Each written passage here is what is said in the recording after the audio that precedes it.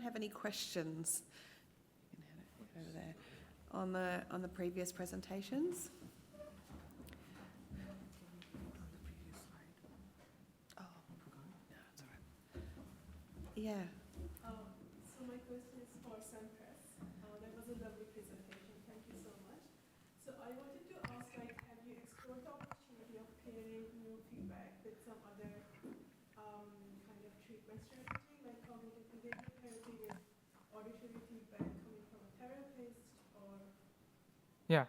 So I haven't personally, but my study involved pairing meditation training with neurofeedback. So of course, there are some therapies out there like CBT with combined with mindfulness as well, so mindfulness-based therapies.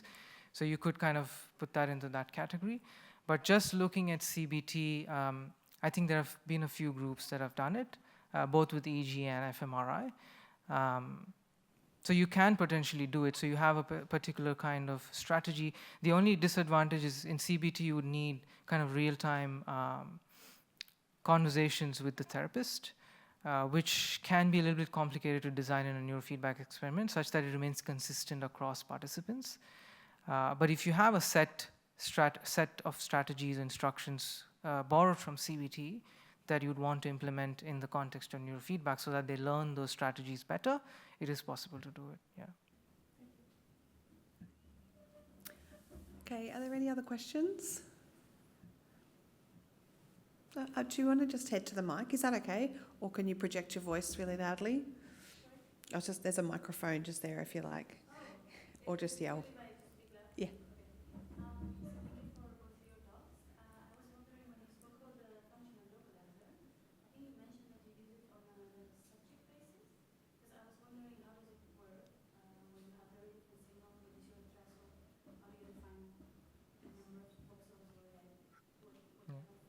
You want to do it?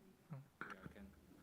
Yeah, I can. I can do it after you do. Yeah, I'll just use our study as example to talk about that curation task. So we have a special task, like a functional MRI task. So that's what happened before the neurofeedback. So for example, we set a pre-knowledge, we know it's around ACC particularly, so we got the brain regions of that. So what we do is we run a task-based function MRI and then just trying to find what is the activation for that particular person's on that time for that localizers, and further with the prior knowledge to decide which part of the brain is actually activated, and that region will be extracted and passed because the turbo brain voyagers can take that RIs and directly into the next neurofeedback run. So that's how this is work. Yeah. So yeah, it's similar to what I'm going to say, but to explain it in a different way. So your question was what exactly happens in a functional localizer, especially because participants have different localization, right? So as he mentioned, you can first constrain it. So let's say the ACC is involved in a particular task or particular addiction circuitry. So you have a template from different atlases. So you have the ACC localized from that. And then within the ACC, there'd be many voxels, right? So when the person does the experiment without the feedback, there'd be activation in specific subsets of this particular ACC, which is what you would extract, so the peak kind of responses. And then you'd use those same voxels, you carry them over to the next session, and then you keep going with that. That's one way. So that way you still have every subject within the ACC, but it's just different within the ACC. The other way is also, there's another way where you can do machine learning. So the participant goes through a particular task, and you train a machine learning model to classify between, let's say, a control condition like rest and another condition where they're looking at pictures, for example. And once the model has been trained, the model now has learned like a whole brain state, so comprising many different voxels. And then you use that model to then classify in real time during the neurofeedback training. So it's kind of testing each sample as it comes. So there are many different ways to do it, but yeah, I hope that answers your question. Undo this. Yeah, I'll just let the room know that this is all being recorded, and that's not meant to sound threatening, but that's why we need to use the mics for the questions so the people online can hear it. Sorry about that. So do you ever use a localizer in the whole brain, or do you always go with ROI? And also, what would what kind of thresholding would you do? Like, for example, when you do machine learning, what kind of thresholding would you approach? Yeah. Because it also needs to happen kind of. Yeah, that's a good question. So it would depend on the goal of the experiment. So you would use an ROI, for instance, if you've got very strong evidence that a particular region or particular group of regions have been involved in this particular task or particular mental strategy or particular psychopathology, then you don't need to worry about doing machine learning. But at the same time, machine learning can give you a lot of power because it kind of captures these very complex spatiotemporal patterns. It has been done a lot in Japan. It's called decoded neurofeedback, where they've actually used the visual area. So they've trained a model on the visual area, and they actually changed the person's sensitivity to look at one or the other alignment of gratings. So they've changed basically visual perception. And this is without telling the participant what they're being trained for. So they were not even aware of what they, so they just had the feedback signal and they're trying to increase and they learned to increase it.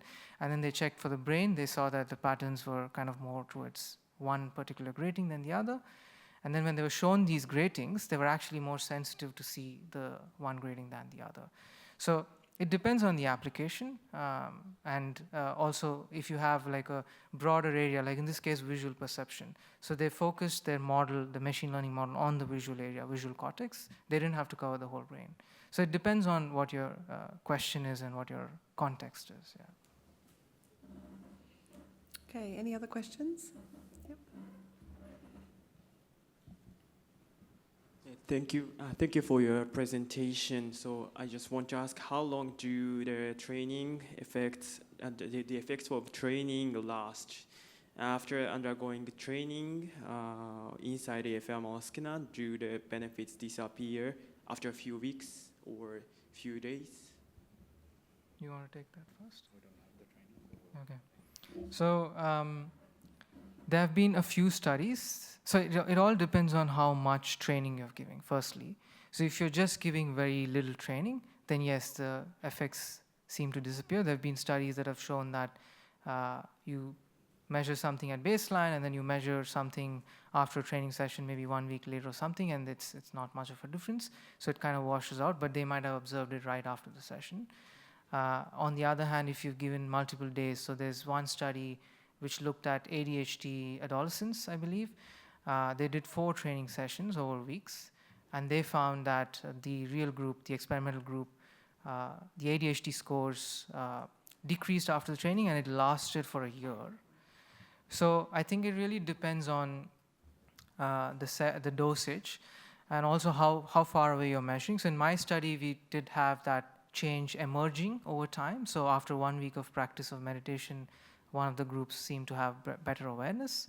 There are many other clinical studies that have shown that effects from neurofeedback tend to emerge over time. So even if you're given training now, like 2 sessions, let's say, you may not immediately observe the effects in the clinical or behavioral paradigm, but you might kind of observe it maybe a month later or so. So the other thing is how participants tend to apply whatever they've learned in neurofeedback in their daily lives. So if they're not regularly applying it, there's a chance that it washes out quickly. So there has to be some kind of a context for them to keep repeating what they have learned. Yeah. Good. And I would just want to ask another question. And I assume that using fMRI also involves investigating other brain networks, like default mode networks. So have you done any research of those network research areas? So yeah. Yeah, so the meditation study that you saw that involved brain activation from the posterior cingulate cortex, so which is kind of the back of the brain, which is part of the default mode network. There have been studies that have looked at overall network, so overall default mode network versus overall executive network. So you kind of take the difference in activation between these 2 networks and use that as a feedback score. And that was actually used for mindfulness training in another US lab. So you can kind of explore at the network level. You can also explore FC, so functional connectivity between multiple regions. There are many different ways you can kind of feedback the signal. The only thing to keep in mind is how many samples do you have. So if you're doing feedback after like 30 seconds, for example, then you have 30 seconds worth of data to calculate functional connectivity or dynamic causal modeling or so on. But if it's like every volume, then you're limited in the options, so in terms of what you can calculate in that one volume. So that kind of decides a little bit of what you can explore. Yeah. Thank you very much. Okay, thanks everyone.